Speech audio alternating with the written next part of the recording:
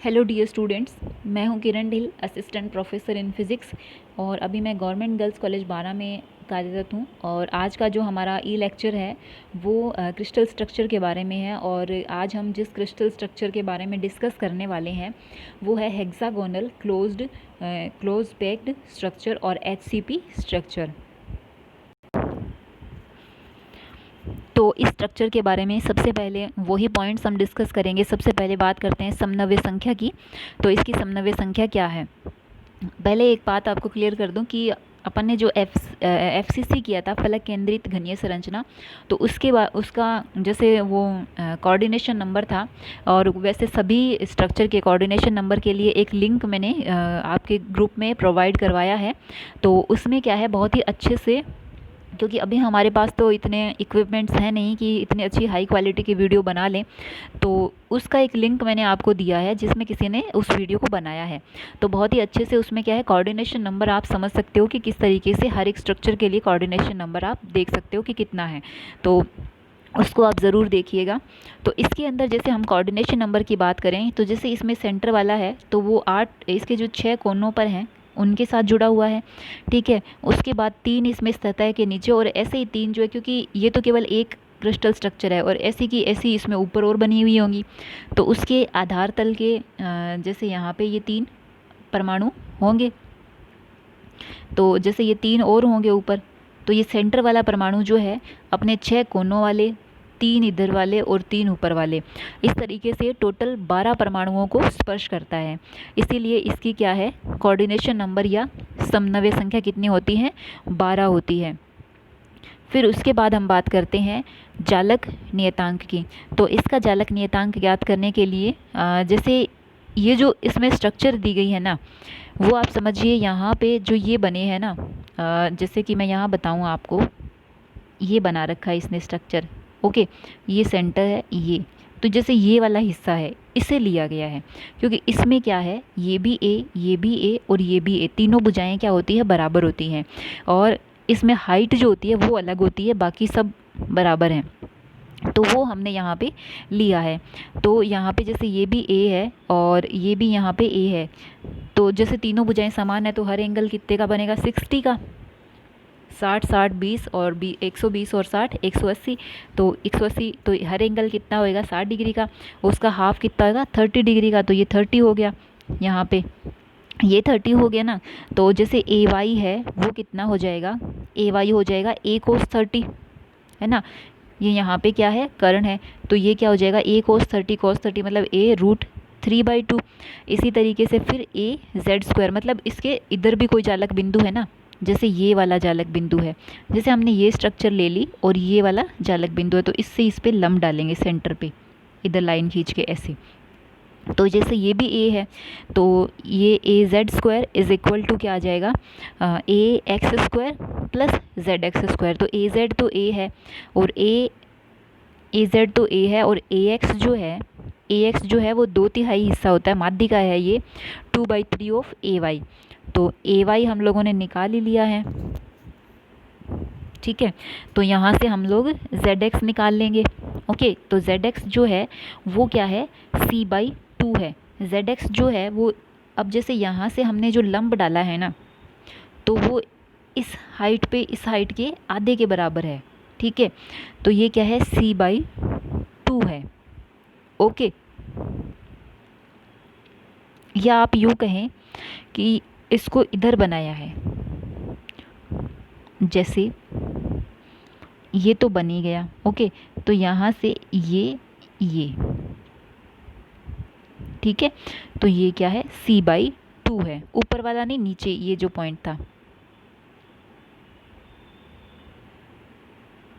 ये, ओके। तो ये C/2 है, इनके मान रख देंगे। तो AZ तो हमारे पास है A², AX हमारे पास है 2/3 AY, तो इसको आप 2/3 करोगे ना, तो 2 से 2 गया, A/√3 बनेगा। तो A/√3 का स्क्वायर करोगे तो A²/3 बन गया, और ZX हमारे पास C²/4 हो गया। तो यहाँ से C बराबर आ गया A√8/3, ठीक है। और एक कोष्टिका का आयतन क्या हो जाएगा, इस यूनिट सेल में क्या है, जैसे आधार का क्षेत्रफल गुणा ऊंचाई, ये है एक तरीके से। तो इसमें 6 त्रिभुज बने हुए हैं, तो 6 त्रिभुज का क्षेत्रफल इनटू हाइट, जैसे ये है ना स्ट्रक्चर हमारी ऐसे वाली है, तो इसमें नीचे जो है 6 त्रिभुज है, 1 2 3 4 5 6, इन 6 का एरिया इनटू हाइट, तो वो क्या हो जाएगा, इसका टोटल आयतन हो जाएगा। तो एक का क्षेत्रफल क्या होगा, 1/2 गुणा आधार गुणा ऊंचाई, तो ऊंचाई तो हमने निकाली थी a√3/2। जैसे हर एक त्रिभुज की ऊंचाई होगी ना, ऊंचाई से मतलब जैसे ये है, जैसे ये बना हुआ है तो इसकी हाइट क्या होगी, ऐसे, ये हमें निकालना पड़ेगा। तो ये हमने जैसे इसमें निकाला था ना, ये ax क्या था 2/3 सॉरी ये ay, ये जैसे ये त्रिभुज बना तो इसका क्षेत्रफल क्या हो गया, जैसे ये आधार है तो वो तो किसी को भी आप आधार मानो a ही रहेगा, तो ऊंचाई ये वाली, तो ये ay हमने निकाला था a√3/2, तो ये यहाँ पे आ गया 6 × 1/2 a × a√3/2 इंटू c का मान रख देंगे a√8/3, तो यहाँ से मान क्या आ गया 2 और 2 4, और यहाँ पे क्या है 6, तो ये 3/2 बन गया, और 3√3 a² c का मान a√8/3, तो √3 से √3 गया, और इसमें √2 बचेगा, 4 बाहर आ जाएगा, 2 बच गया, ठीक है, 3√2 a³, 4 से 2 बाहर आएगा, 2 से 2 कैंसिल और √2 बच जाएगा, तो 3√2 a³। तो एकक कोष्टिका का आयतन कितना आ गया, 3√2 a³। और प्रति एकक कोष्टिका परमाणुओं की संख्या, तो इसमें क्या है, पर यूनिट सेल में परमाणुओं की संख्या ज्ञात करने के लिए इस एकक कोष्टिका में क्या होता है, 12 कोनों पे परमाणु हैं, ठीक है, 12 कोनों के परमाणु जो हैं उनमें से प्रत्येक जो है वो एक एक परमाणु होता है, प्रत्येक परमाणु जो है वो 6 कोष्टिकाओं में भागीदारी करता है। जो 12 कॉर्नर वाले हैं उनका योगदान जो है वो 6 कोष्टिकाओं में होता है, तो हर एक का एक कोष्टिका में योगदान कितना हो गया, आधा, 12 गुणा 1/6 यानी कि 2, टोटल कितना हो गया 2, 12 परमाणुओं का योगदान टोटल 2 परमाणुओं के बराबर हो गया, 3 इसके अंदर हैं, ठीक है, और जो 2 सेंटर में है मीन्स ये, जैसे ये जो कोने वाले हैं ना, ये और ये जो बाहर वाले हैं, इसको छोड़ के और बीच वाले 3 को छोड़ के और इसको छोड़ के, तो 12 कोनों वालों का तो योगदान है 6 कोष्टिकाओं में, तो एक कोष्टिका में उनका योगदान हो गया 2, ये 3 तो वैसे एज इट इज़ यूज़ हो जाएंगे, और फिर ये जो 2 हैं सेंटर वाले इनका योगदान आधा, तो 2 गुणा हाफ, यानी कि टोटल कितने हो गए 6 परमाणु। तो एक एकक कोष्टिका में परमाणुओं की संख्या होगी 6, और उन 6 का आयतन 4/3 गुणा 6 गुणा 4/3 πr³, ठीक है। तो यहाँ पे r a = 2r, तो a/2 आ गया, तो यहाँ से एकक कोष्टिका में परमाणुओं का आयतन πa³ के बराबर आ गया। इसको सॉल्व कर लो आप, तो 8 हो गया, 8 × 3 = 24, 3 से 3 πa³ बन गया, ठीक है। फिर संकुलन गुणांक, तो संकुलन गुणांक एकक कोष्टिका में परमाणुओं का आयतन जो कि πa³ है, और बटे एकक कोष्टिका का आयतन, तो एकक कोष्टिका का आयतन 3√2 a³ है, तो π/3√2, तो ये क्या है 74% आता है, ठीक है। तो HCP संरचना का संकुलन गुणांक जो है वो बहुत अधिक होता है FCC के समान, तो ये अत्यधिक क्लोजली पैक्ड स्ट्रक्चर होती है। इसके एग्जाम्पल हैं जैसे मैग्नीशियम, जिंक, कैडमियम। अब इसके जैसे अविभाज्य कोष्टिका के एकांक सदिश, तो उसके लिए जैसे इसमें क्या कहा है, ए वेक्टर जो है वो ए वेक्टर एकांक सदिश i², ये b² और ये c², तो c² तो सिंपली k² हो गया ऊपर की तरफ z डायरेक्शन, और b² जो है वो सिंपली j² हो गया। अब बात करते हैं a² की, देखो इसने ऐसे करा, ये z एक्सिस है और इसी दिशा में k² है, तो सिंपल k², ये y डायरेक्शन है, इस दिशा में एकांक सदिश j² है, तो सिंपल, लेकिन i² इस दिशा में है। अब ये तो है a वेक्टर, ठीक है। अब इस तक पहुंचने के लिए हमें क्या करना पड़ेगा, हमें इधर जाना होगा, फिर आधा इधर जाना पड़ेगा, ठीक है।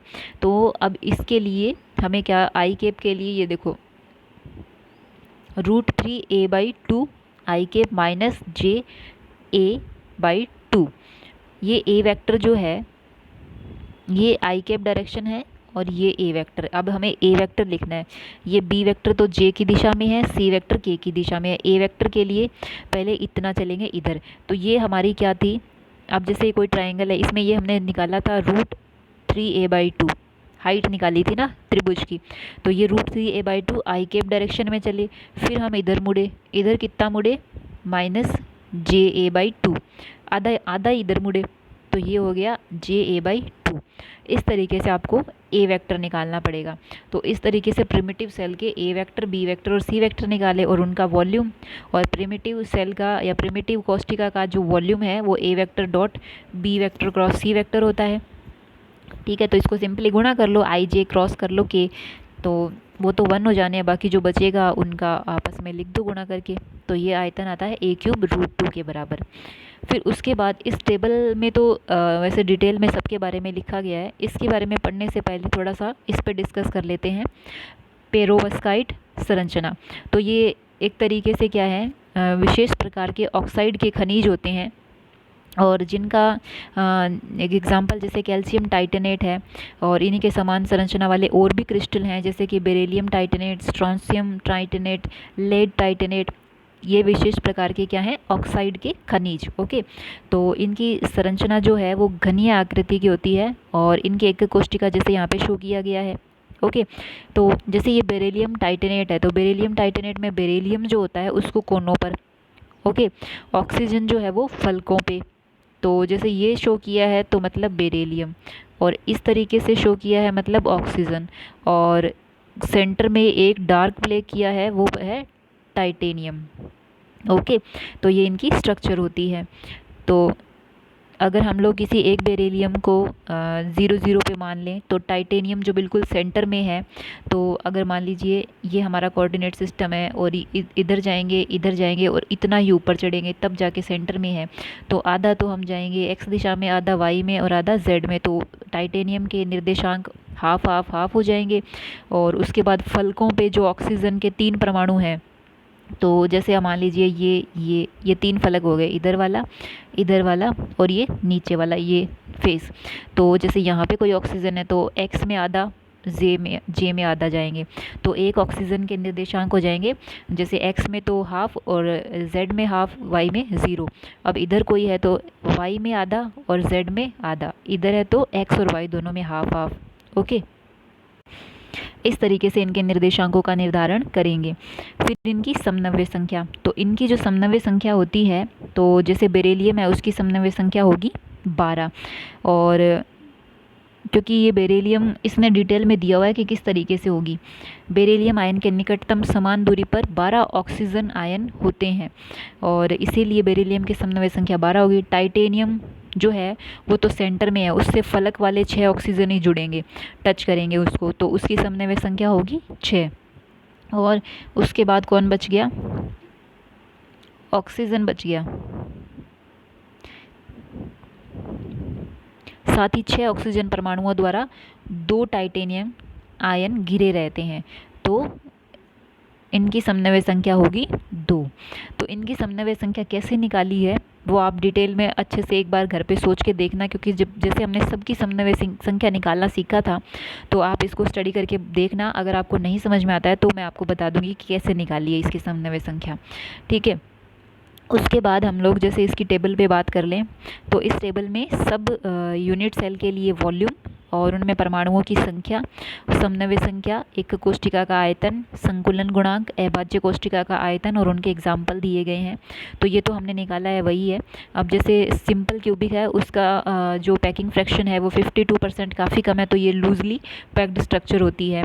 और उसके बाद BCC थोड़ा क्लोजली पैक्ड है। HCP और हेक्सागोनल जो है, सॉरी HCP और FCC जो है उनका जो पैकिंग फ्रैक्शन है वो लगभग समान है, तो ये काफ़ी क्लोजली पैक्ड स्ट्रक्चर होती है।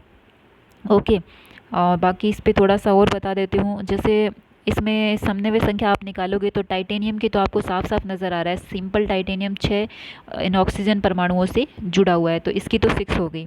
और बाकी 2 जो बेरिलियम और कौन बच गया, ऑक्सीजन, उनकी आपको निकाल के देखनी है। अगर वो नहीं समझ में आती है तो आप पूछ लेना।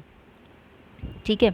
और इस टेबल को आप अच्छे से याद कर लेना, चाहे तो टेबल याद करो और चाहे तो आप इसका पूरा जो हम सारे क्रिस्टल स्ट्रक्चर पढ़ के आए हैं तो चाहे तो आप उनको अच्छे से स्टडी करो। काफ़ी इम्पॉर्टेंट है, छोटे क्वेश्चन बड़े क्वेश्चन न्यूमेरिकल्स में भी कुछ भी 100% इसका योगदान रहता है और ये ज़रूर आते हैं हर एग्ज़ाम के अंदर। अगर आप हायर एजुकेशन में भी जाते हो तो हर एक एग्ज़ाम के अंदर इसके बारे में क्वेश्चन जो है वो ज़रूर आएंगे। तो इनको आप बच्चों अच्छे से स्टडी कर लेना, अगर कुछ समस्या हो तो पूछिएगा। और बाकी वीडियोस जो हैं जैसे मैथ्स के हैं तो उसका लिंक मैंने आपको प्रोवाइड करा दिया है, अगर नहीं कराया है तो मेरे को याद करा देना एक बार। मैंने शायद सेकेंड ईयर या थर्ड ईयर किसी एक ग्रुप में मैंने लिंक डाला है, तो वो जैसे किसी भी आप कॉलेज की वेबसाइट पे जाके उनका वीडियो जो है वो अपलोड करते हैं, वो देख सकते हो। ओके, और केमिस्ट्री के भी देख सकते हो अगर आपको नहीं मिल रहे हैं तो। और बाकी आप पढ़ने की कोशिश कीजिए और जहाँ तक हो अपना 100% दीजिए बच्चों। अपना ख्याल रखो, स्वस्थ रहो, खुश रहो और पढ़ते रहो। धन्यवाद।